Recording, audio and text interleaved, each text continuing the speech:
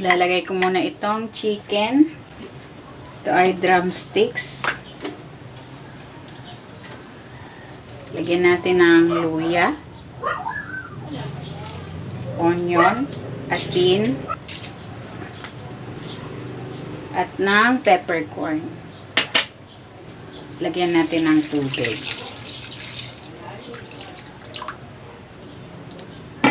Lutuin natin ito for 15 minutes.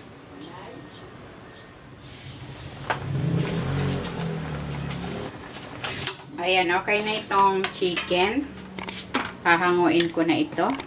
And then, papalamigin ko muna saka ko ito hihimayin.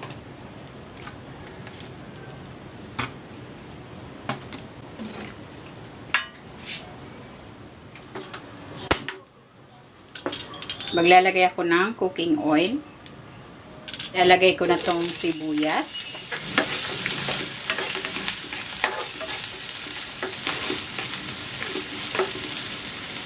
Lagay na rin natin tong luya at ang bawang. Igisa natin ito dito hanggang sa mag golden brown.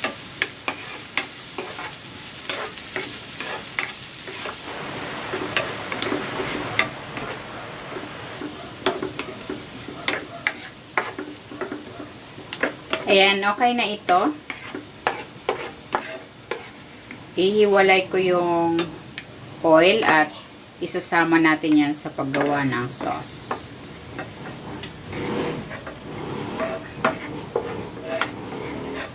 And ipiprepare ko naman yung sauce. Ito yung pinagprituhan natin ng sibuyas. Maglalagay ako dito ng toyo, oyster sauce,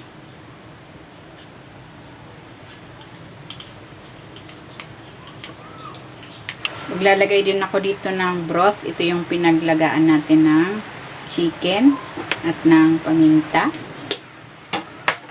And then, hahaluin ko.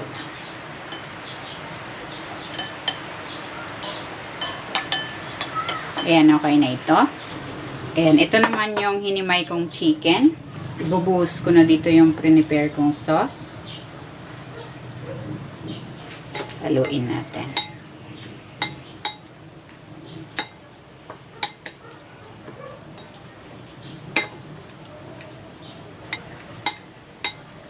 Ayan, okay na ito. Ilipat na natin ito sa ating serving plate. Ayan, ilalagay ko na dito yung prinito kong sibuyas, bawang at luya.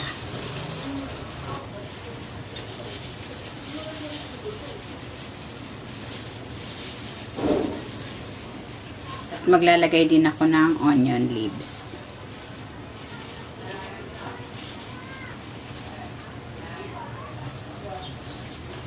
Ayan, ito na. Ready na itong ating poached chicken with onion sauce.